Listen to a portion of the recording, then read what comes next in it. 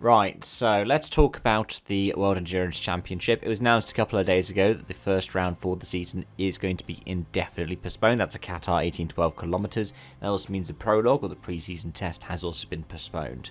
So, generally, what that means is we are starting the season in Imola now, and it could, in theory, only be 7 rounds for the WEC in 2026.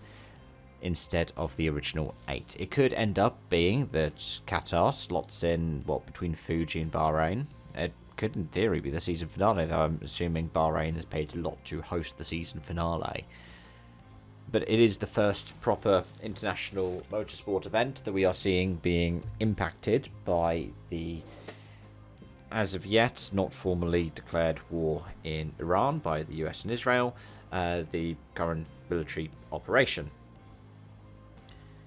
Now, the question that you're all probably asking, watching this, is what does this mean for F1? F1 is analysing the situation. They haven't put out any further updates apart from the fact that they're analysing the situation because we're still a month away from the Bahrain Grand Prix and we're still a month away from the Saudi Arabia Grand Prix.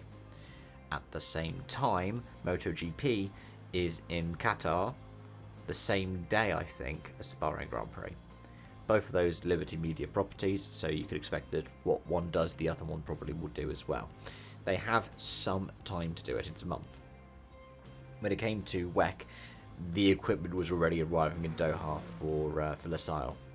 So it was a completely different situation, especially because the budgets in WEC are not the same as the budgets in F1 or MotoGP even.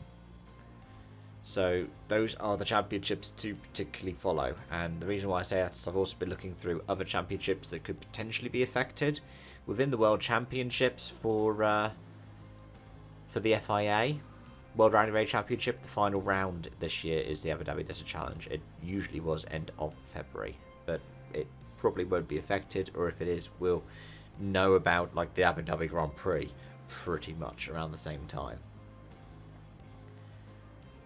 As for the WRC, similar kind of story. Saudi Arabia is the finale.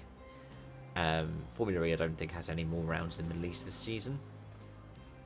And even with like the Middle East Rally Championship, the top kind of regional level championship that I would be following for this, I think their next round, the Rally Jordan, was already scheduled to be in May. So we still got a couple of months until we figure out what's happening with that. It is a lot. There is a lot that factors into all of this. And part of it's going to be safety, part of it's going to be geopolitics, part of it is just going to be money. At the end of the day, when you look at what the different outlets are doing for the Australian Grand Prix, you've seen a chartered flight. Funnily enough, somebody was pointing out on, I think, Reddit, was pointing out that they are using an Airbus A340 to charter a flight to get people to Australia without going through the Middle East. Max Verstappen's private jet, somebody said, according to Flight Radar, just flew through Saudi. It just went, there we go, we're going as the crow flies. And yeah, this is the situation that we're looking at the moment, because geopolitics does not think about motorsport. In fact, the last Grand Prix that happened before World War II was happening, wasn't it? Was it Belgrade? I have a feeling it was in Yugoslavia, and what happened was the German teams won, and then they had to convoy back, take the back roads, and not stop because they were travelling through a Europe that was at war. I think there are probably some similar stories as well for the First World War when it comes to motor racing. But yeah, war doesn't stop for motorsports. Motorsports instead has to heal to whatever is going on in the world at the time. And it could be a shame. The main thing is you just hope for safety for anybody affected.